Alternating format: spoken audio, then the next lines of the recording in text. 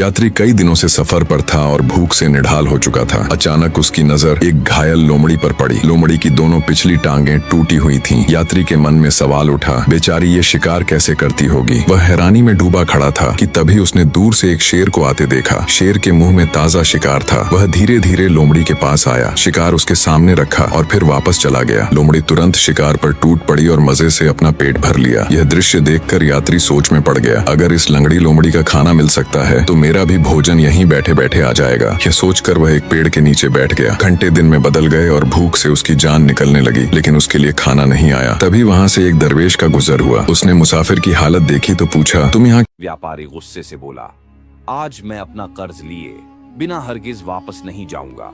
गरीब ने बेबसी से कहा, मेरे पास सिर्फ यही कुत्ता है, तुम इसे ले जाओ, जब कर्ज पूरा हो जाए तो वापस कर देना। व्यापारी ने सोचा कि खाली हाथ जाने से बेहतर है यह कुत्ता ही ले जाऊं। वो कुत्ते को साथ लेकर अपने घर रवाना हो गया। उसी रात व्यापारी के घर चोर घुस आए। अंधेरे में वे कीमती सामान चुराने ही वाले थे कि कुत्ता जोर जोर से भौंकने लगा। शोर सुनकर व्यापारी जाग गया और चोर तुरंत भाग निकले। व्यापारी ने कुत्ते को मोहब्बत से देखा और कहा, तुमने मेरी जान और माल बचाकर अपना कर्ज चुका दिया है, जाओ तुम आजाद हो।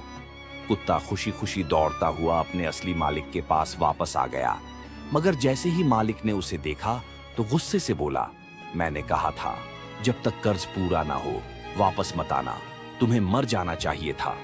मगर यहां ना आते। चंद लम्हों बाद वही व्यापारी वापस आया और बोला, तुम्हारा कुत्ता वाकई अनमोल है, इसने मेरा बहुत बड़ा नुकसान होने से बचा लिया। अब तुम्हारा कर्ज पूरी तरह अदा हो चुका है। ये सुनकर गरीब खुश हुआ और फौरन कुत्ते के पास पहुंचा, मगर तब तक बहुत देर हो चुकी थी।